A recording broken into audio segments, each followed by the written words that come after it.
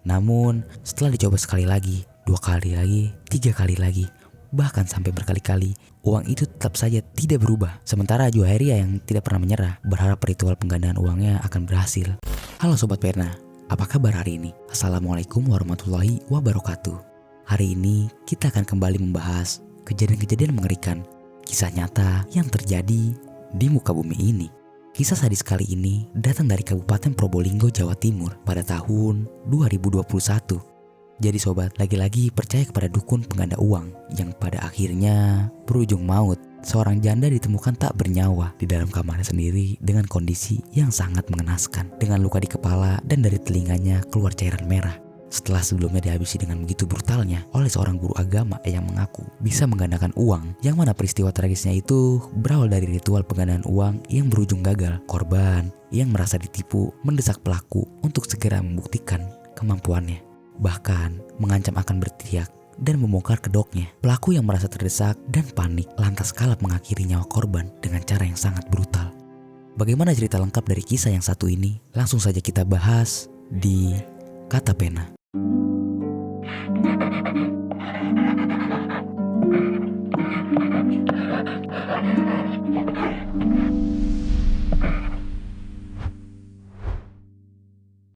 Pelaku janda di Kabupaten Probolinggo, Jawa Timur akhirnya ditangkap polisi.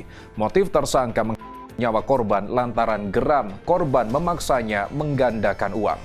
Sebelum aku lanjut ceritanya, jangan lupa subscribe dan bagikan video ini ke teman-teman kalian supaya mereka tahu dari kisah yang satu ini. Cerita ini dibuat berdasarkan berita yang beredar dan diterbitkan oleh beberapa media publik yang aku sajikan dan aku rangkum dalam bentuk alur cerita. Jadi, lanjut ceritanya. Di tengah hiruk pikuk sebuah daerah di Kabupaten Probolinggo, Jawa Timur, tepatnya di salah satu wilayah padat penduduk di desa Asem Bagus, Kecamatan Keraksaan, hiduplah seorang wanita bernama Juhairia. Di usianya yang sudah menginjak 45 tahun saat itu, Juhairia telah menyandang status sebagai janda. Sejak ditinggal suaminya, ia berjuang seorang diri sebagai ibu tunggal yang harus membesarkan serta mencukupi kebutuhan kedua anaknya. Di mata warga sekitar, sosok Juhairia dikenal hangat, ramah, dan mudah bergaul. Juhairia bukan tipe orang yang menutup diri, justru sebaliknya, sangat komunikatif, bisa menempatkan diri dalam berbagai situasi, dan pandai membangun hubungan baik dengan orang lain. Namun, yang paling menonjol dari dirinya bukan hanya sifat ramahnya, melainkan kepiawannya dalam urusan keuangan. Banyak yang mengakui kalau Juhairia ini sangat pintar mengelola uang. Oleh sebab itu, masyarakat di sekitarnya mulai memberikan kepercayaan kepada Juhairia untuk menjadi ketua arisan yang bertugas mengelola uang arisan sekaligus tabungan warga yang mereka titipkan serta memutar uang mereka lewat arisan maupun menabung. Yang mana dari mengelola uang arisan dan tabungan itulah Juhairia bisa mendapatkan upah, biasanya berupa bagian dari uang jasa pengelolaan atau admin yang memang menjadi hak ketua arisan. Nah sobat, selain mengurus rumah dan kedua anaknya, keseharian Juhairia juga diwarnai dengan aktivitas cukup melelahkan dari mengelola arisan dan tabungan. Hampir setiap hari ia kerap berkeliling dari satu rumah ke rumah lainnya hanya untuk menagih iuran arisan. Kadang ia berjalan kaki, kadang pula menggunakan kendaraan, tergantung seberapa jauh jarak rumah yang harus dia datangi. Namun, ada kalanya ia tak perlu terlalu banyak berkeliling, sebab cukup menunggu di satu tempat yang memang biasa dijadikan titik kumpul, di mana orang-orang datang sendiri untuk menyerahkan uang arisan kepadanya. Biasanya, salah satu tempat yang paling sering menjadi persinggahan Juhairia adalah sebuah warung sederhana di kawasan Paiton. Maklum saja sobat, seiring bertambahnya usia, beberapa bagian di tubuhnya sering sakit dan nyeri. Jadinya, Juhairia lebih memilih duduk menunggu di warung itu untuk menghemat tenaga.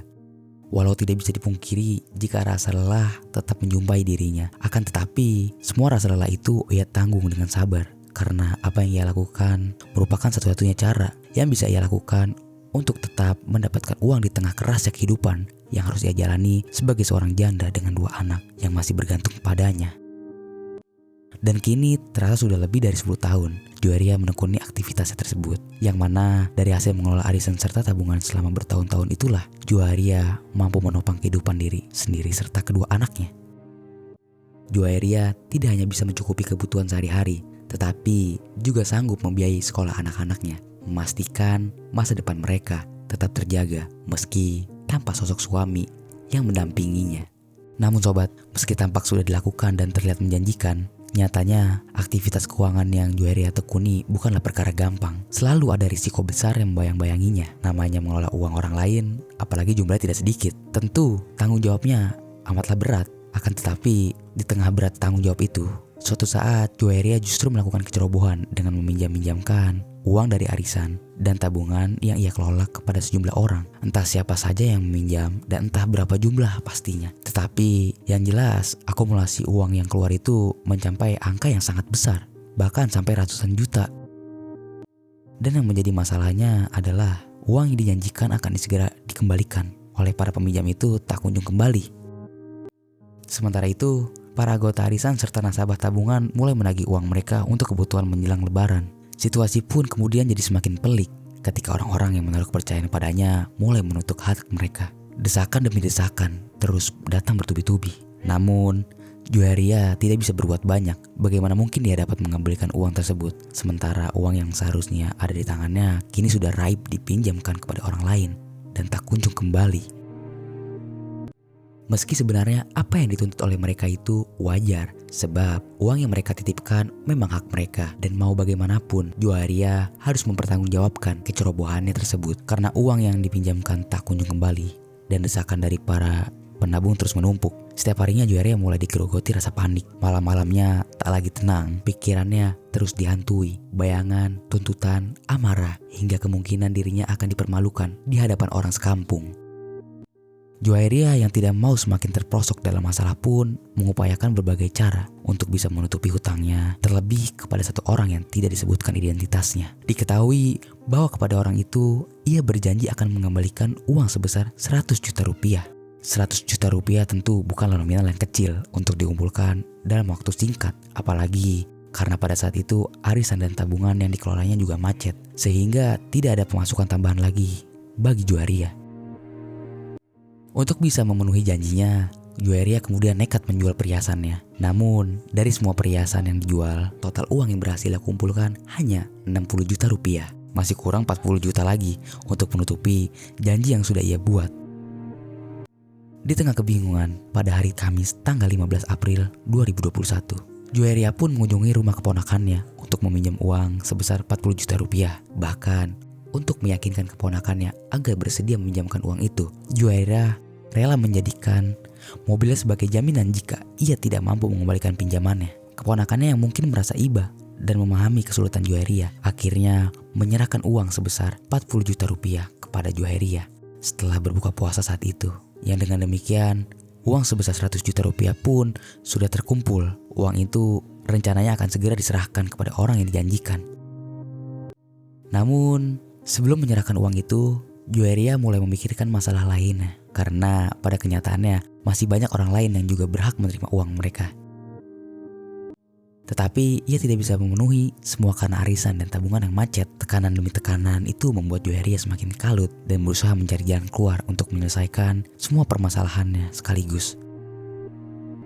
Hingga kemudian, di tengah kekalutannya, Juwairiyah pun pergi ke sebuah warung di kawasan Paiton yang biasanya Juwairiyah kunjungi untuk menagih uang arisan atau tabungan. Kali ini bukan untuk menagih, tapi untuk menemui seseorang yang menurut Juwairiyah seharusnya bisa membantunya menyelesaikan masalahnya.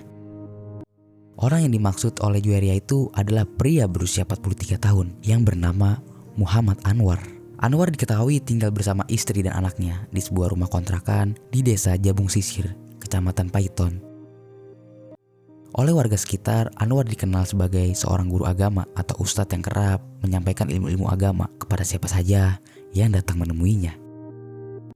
Namun sobat, meski tampangnya seperti sosok guru agama pada umumnya yang bersikap ramah dan menenangkan dengan wajah yang teduh, nyatanya perilaku dari Anwar ini agak berbeda dari kebiasaan seorang guru agama atau ustadz pada umumnya. Bukan hanya sekedar ilmu agama, Anwar juga mengaku memiliki kemampuan untuk menyembuhkan orang lain. Lebih dari itu, Anwar bahkan mengaku bisa menggandakan uang. Klaim mengenai kemampuan Anwar membuat banyak warga penasaran. Tak sedikit pula yang merasa heran dan curiga bagaimana seorang guru agama bisa menawarkan hal-hal semacam itu. Selain itu, jika memang bisa menggandakan uang, seharusnya keluarga Anwar terlihat bergemilang, bukan justru terlihat sederhana saja. dengan kehidupan yang tidak jauh berbeda dari warga kebanyakan. Bahkan Anwar sendiri masih tinggal mengontrak saat itu.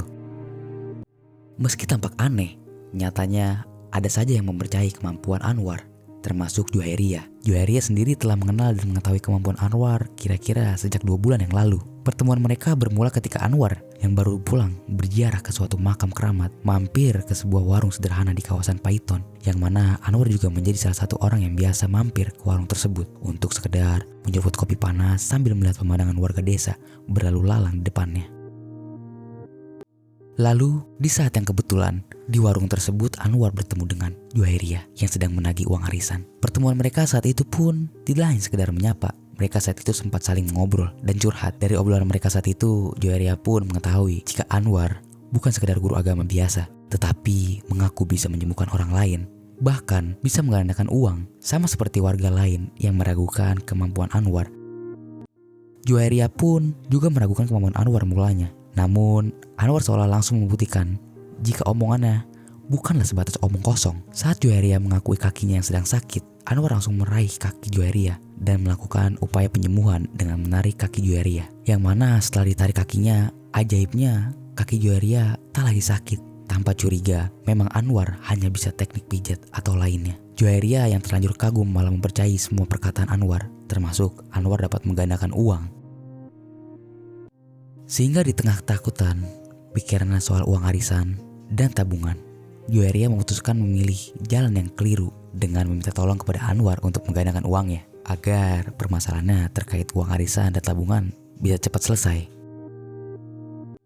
Masih di hari yang sama, pada hari Kamis tanggal 15 April 2021, Juhairia menemui Anwar di warung biasa mereka bertemu. Di warung tersebut, Juhairia curhat kepada Anwar jika arisan dan tabungan yang dia jalankan sedang bermasalah. Uang yang akan dibagikan jelang lebaran ada yang meminjamkannya dan belum dikembalikannya. Juhairia pun lantas meminta bantuan pada Anwar yang sebelumnya mengaku bisa menggandakan uang untuk menggandakan uangnya.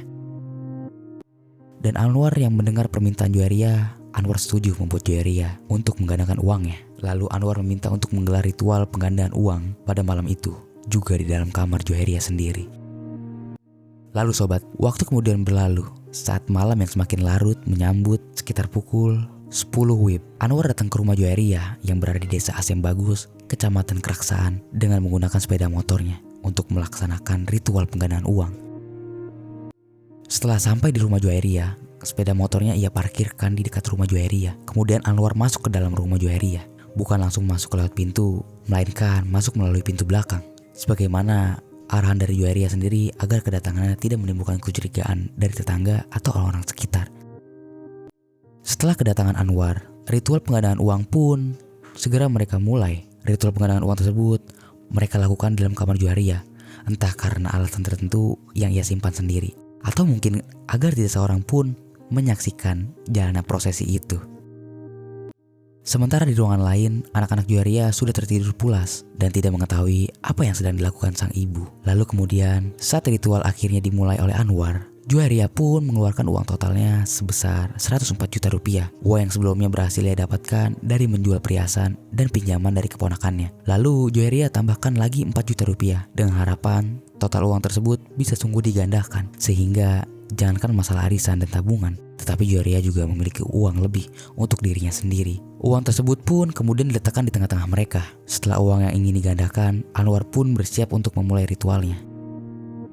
Syarat yang diminta Anwar pun tergolong sederhana, tidak seperti cerita-cerita orang pintar yang kerap memerlukan sesajen atau syarat aneh lainnya. Mungkin saja agar kesana tetap bernuansa agamis dan tidak menimbulkan kecurigaan.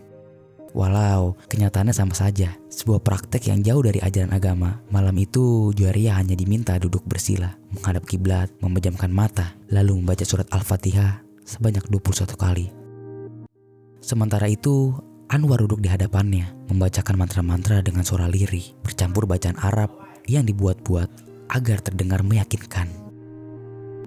Namun sobat, setelah ritual itu selesai, tidak ada sedikit pun perubahan pada uang yang dimiliki Juhairia. Jumlahnya tetap sama, segitu-segitu saja, tak bertambah sepeser pun. Kegagalan itu jelas membuat suasana jadi kikuk. Tanpa Anwar dengan cepat berkelit, ia mengatakan bahwa ritual semacam ini memang tidak selalu berhasil. Perlu dicoba berulang kali agar hasilnya terlihat. Dan Juwairiyah yang sudah terhimpit persoalannya, arisan dan tabungan benar-benar ingin uangnya bisa berlipat ganda, memaklumi kegagalan di awal percobaan tersebut dan mendukung Anwar untuk mencoba terus-terusan. Yang terpenting uangnya bisa digandakan. Namun setelah dicoba sekali lagi, 2 kali lagi, 3 kali lagi, bahkan sampai berkali-kali, uang itu tetap saja tidak berubah. Sementara Juwairiyah yang tidak pernah menyerah, berharap ritual penggandaan uangnya akan berhasil. Anwar yang terus-menerus gagal untuk menggandakan uang milik Juwairiyah. Pada akhirnya memilih untuk menyerah, karena jika terus dipaksakan, kebodohannya akan semakin terbongkar. Anwar yang tidak ingin terlihat sebagai penipu di mata Juwairiyah pun segera merangkai alasan lain, dibuat sedemikian agar terdengar masuk akal mengapa ritual penggandaan uangnya gagal dilakukan. Lalu setelah itu Anwar langsung pamit pulang kepada Juwairiyah.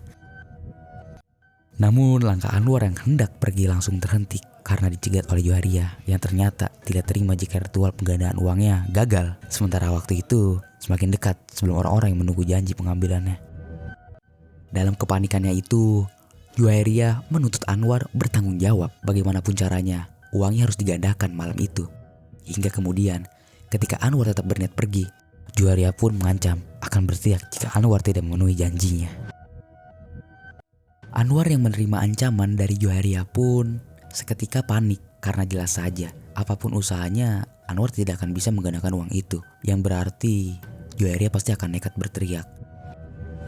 Dan entah apa yang Juwairiyah katakan kepada warga yang datang berbondong-bondong setelah mendengarkan teriakannya. Mungkinkah Juwairiyah akan membongkar kedoknya atau menyebutnya penipu, atau mungkin Juwairiyah akan mengeluarkan kalimat lain yang justru menghancurkan nama baik dan keutuhan keluarganya.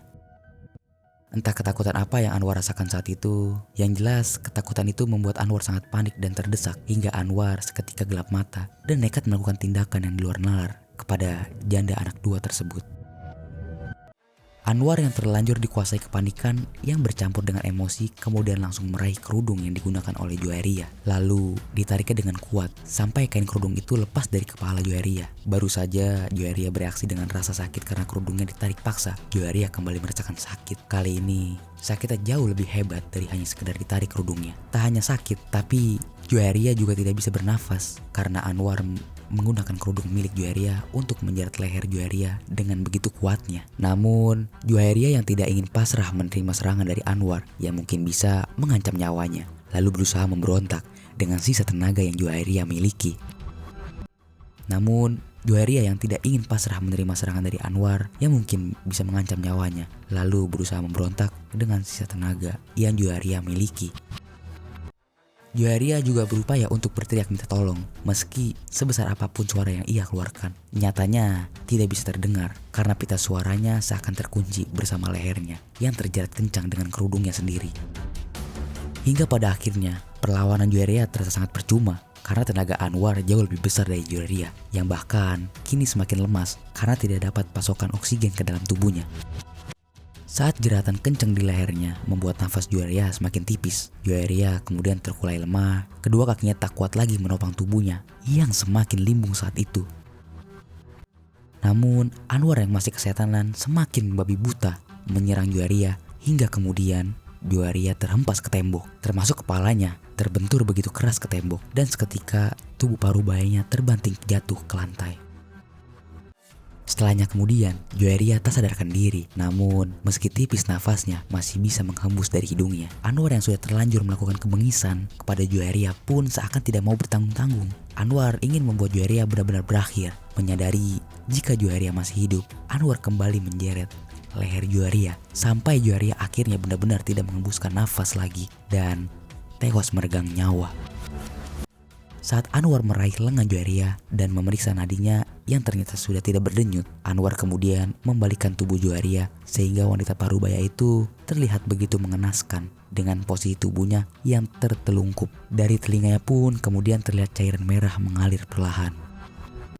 Setelah membuat Juwairiyah tewas meregang nyawa, Anwar yang tidak mau dicurigai perbuatannya berencana untuk segera melarikan diri dari rumah Juwairiyah. Namun Anwar yang tergiur dengan uang milik Juwaria yang ingin digandakan lantas memutuskan untuk merampas uang sebesar 104 juta tersebut. Uang ratusan juta tersebut lantas Anwar bungkus dengan kantong kresek hitam agar tidak terlihat mencolok saat dibawa-bawa. Tak hanya uang, Anwar yang seolah dirasuki keserakahannya juga merampas handphone milik Juwaria. Handphone Juwaria Vivo Y91C milik Juwaria.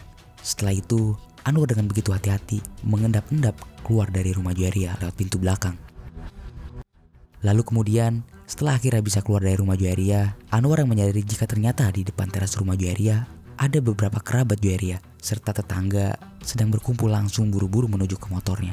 Sebelum ada di antara mereka yang mencurigai kehadirannya, uang ratusan juta di dalam kantong kresek hitam itu pun lalu dengan cepat diletakkan di dalam jok motornya. Yang kemudian setelahnya, Anwar langsung melajukan motornya dengan cepat untuk pulang.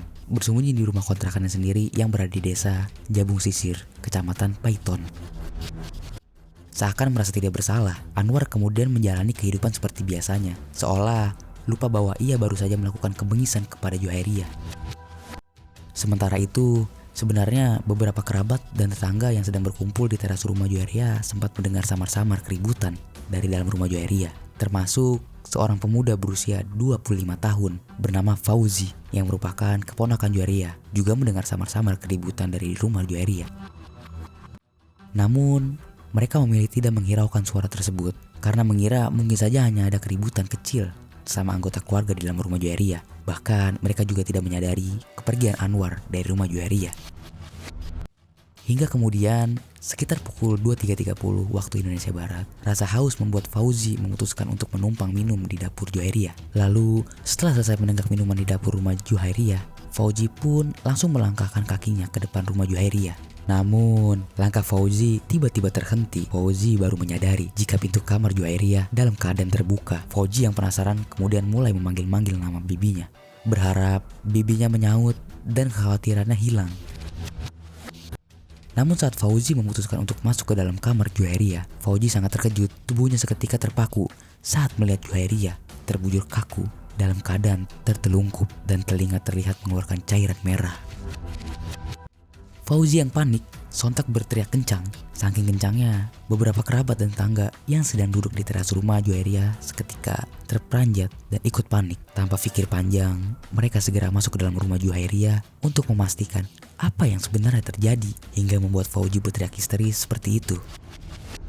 Begitu melangkah ke dalam dan mendengar jelas arah suara Fauzi yang berasal dari kamar, mereka bergegas berlari ke sana.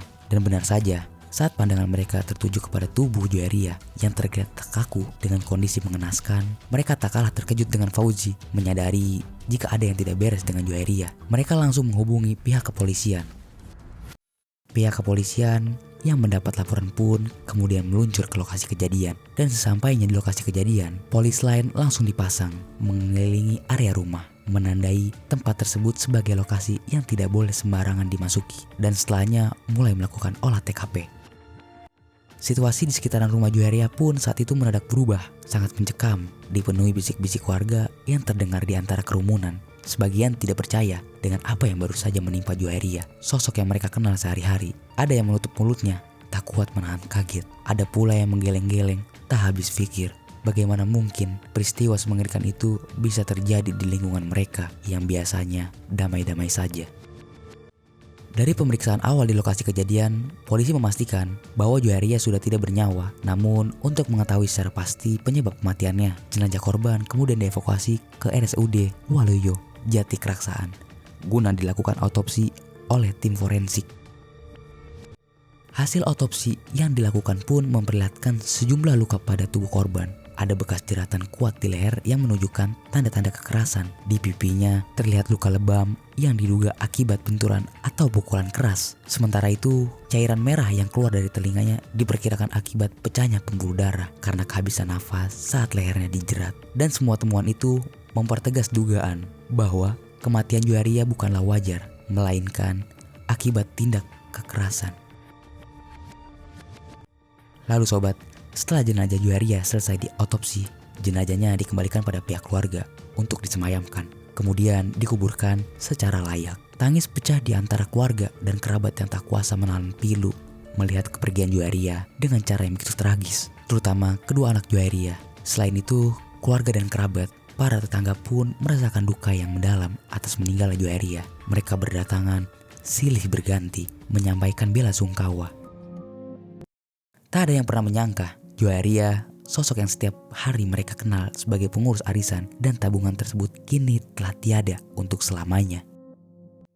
Namun, di tengah suasana duka yang menyayat hati itu, tersimpan pula banyak pertanyaan yang sulit dihindari.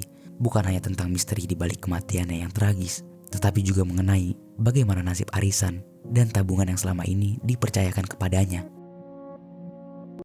Sementara itu, pihak kepolisian terus melakukan penyelidikan mendalam untuk mengungkap tragedi yang menewaskan nyawa Joaeria.